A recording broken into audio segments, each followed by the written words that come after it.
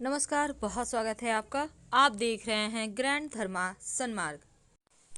मार्गशीर्ष महीने की अमावस्या 4 दिसंबर को है और इस बार मार्गशीर्ष अमावस्या शनिवार के दिन है।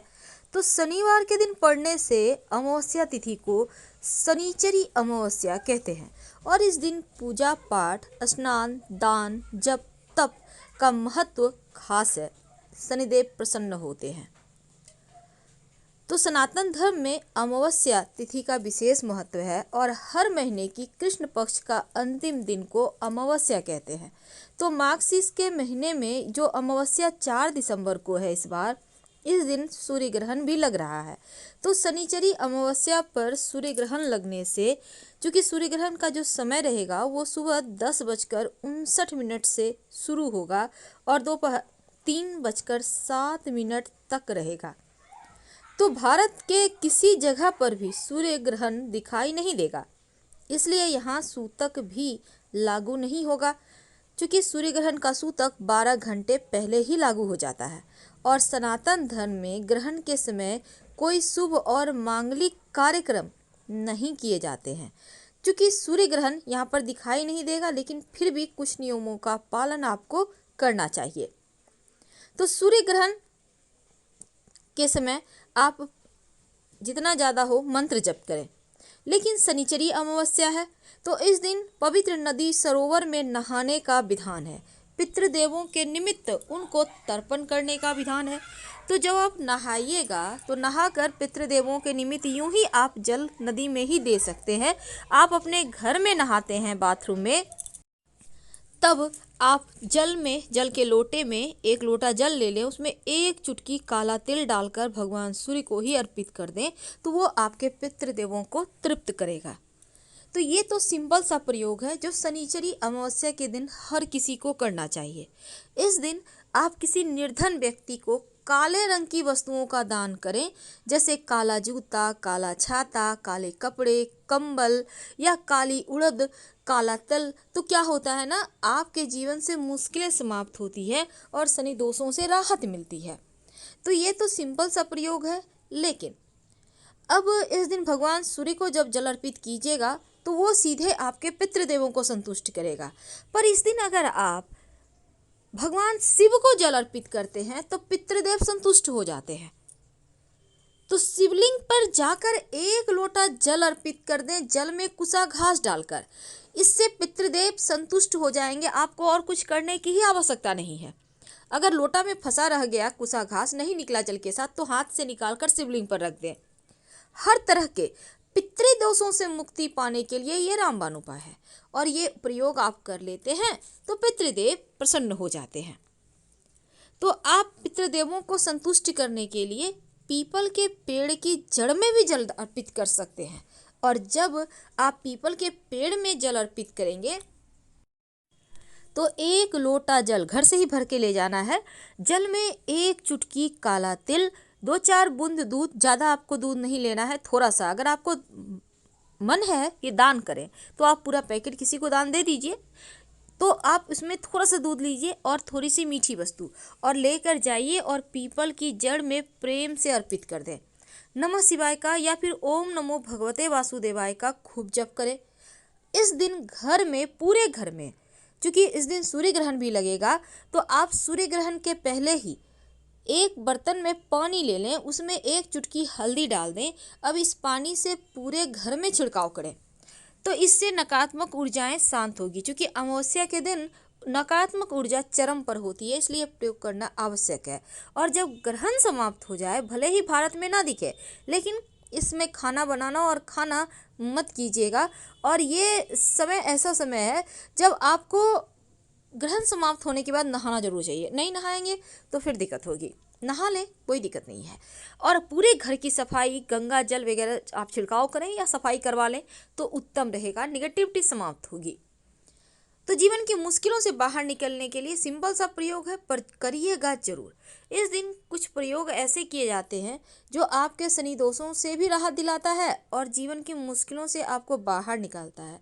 लेकिन एक बात याद रखिए, इस दिन शाम के समय पीपल के नीचे एक दिया जरूर जलाइएगा। सरसों के तेल का दिया होगा, एक चुटकी काला तिल या काली उड़द डाल के ही जलाएं। और दूसरा, आप एक छोटा सा काम करें, पास के शिव जी के मंदिर में जाकर या फिर हनुमान जी का मंदिर है तो वहीं चल जाइएगा और एक दीपक जरूर जला दें। ये दीपक सरसों के तेल का होगा तो अच्छा है, और नहीं तो आप घी का भी जला सकते हैं। तो दिया में आपको सिर्फ एक लौंग रख देना है, ये बहुत आवश्यक है। लौंग का मतलब होता है आपकी मनोकामनाओं की पूर्ति के लिए आपने भगवान से मन्नत मांगी है, ये लौंग जरूर डालिए, आपकी मनोकामना शीघ्र पूरी होगी। तो अपने घर के मुख्य दरवाजे के बाहर एक दिया इस दिन जलाने का विधान है।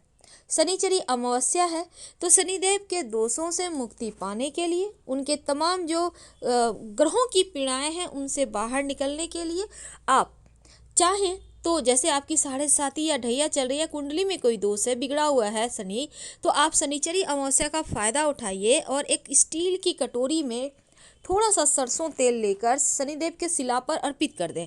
अगर आपके घर के आसपास शनि शिला नहीं है, तब इस एक स्टील की कटोरी में आप सरसों का तेल रखकर आप चाहें तो शुक्रवार की रात ही अपने बेडरूम में रख सकते हैं और शनिवार को इसमें चेहरा देखें।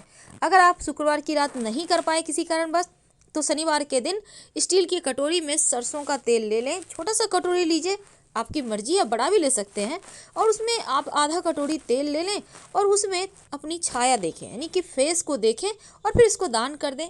पास के मंदिर में रखा है तो जीवन की मुश्किलों से राहत मिलती है।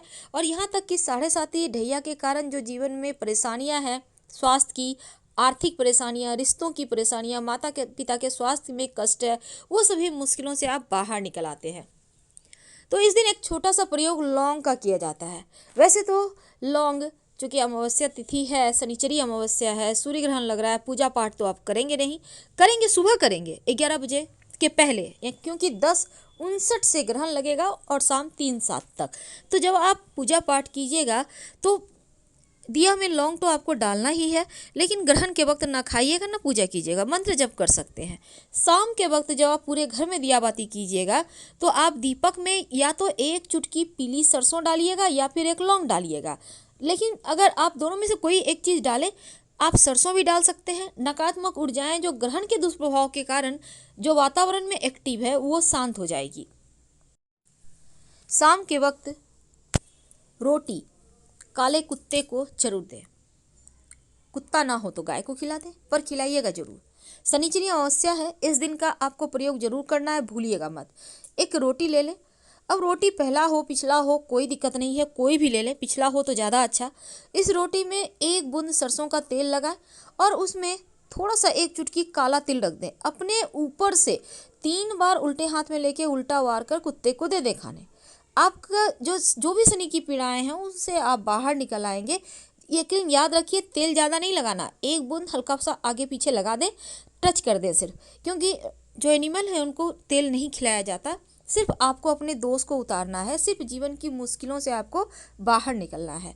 रात में सोने के पहले एक छोटा सा काम करें, 2 लौंग ले लें और लौंग लेकर आप अपने घर के सभी लोगों के ऊपर से वार लें, उल्टे हाथ में लेकर उल्टा 3 बार वार लें और ले जाकर अपने घर के उत्तर दिशा में फेंक दें।